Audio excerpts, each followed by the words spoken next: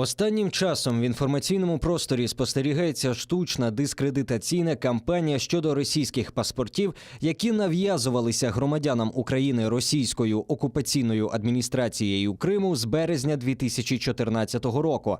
Примусова паспортизація – це елемент репресивної політики держави-агресора щодо громадян України, які змушені жити в умовах окупації. Нав'язана паспортизація є елементом системного тиску російської окупаційної адміністрації на громадян України, заздалегідь спланованим і цинічно реалізованим. Громадяни України, які живуть у Криму і Севастополі, фактично були позбавлені права вибору. Можливості відмов від російського громадянства були жорстко обмежені шляхом визначення недостатньої кількості відповідних центрів і занадто коротких термінів прийом заяв про відмову. Ну, а с нами сейчас на прямой связи исполняющая обязанности постоянного представителя президента в Автономной Республике Крым в 2018-2019 году Изет Гданов. Изет Ага, салям алейкум. Изет Ага, вот недавно в медиапространстве произошел скандал, вы знаете, о российском паспорте журналиста Павла Казарина.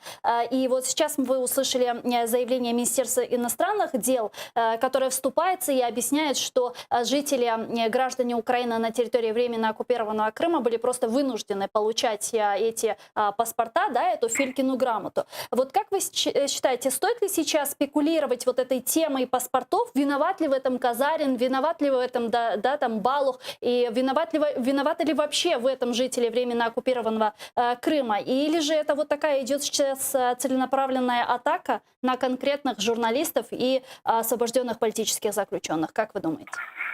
Ви знаєте, ми в питанні паспортизації, незаконної паспортизації так званої на території тимчасового Криму давно поставили крапку.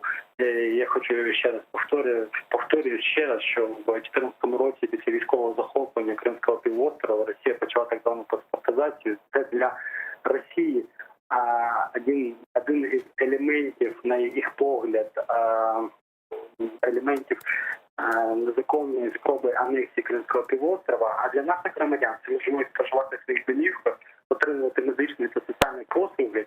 І головне, щоб не дати привід окупаційній владі депортувати їх з території нашої батьківщини, з території невід'ємної частини України, з Криму, для того, щоб завозити туди росіян, як вони зараз це роблять. Наші громадяни повинні там залишатися, і в національному законодавстві України і в законодавстві міжнародному це не є документом, це не є паспортом.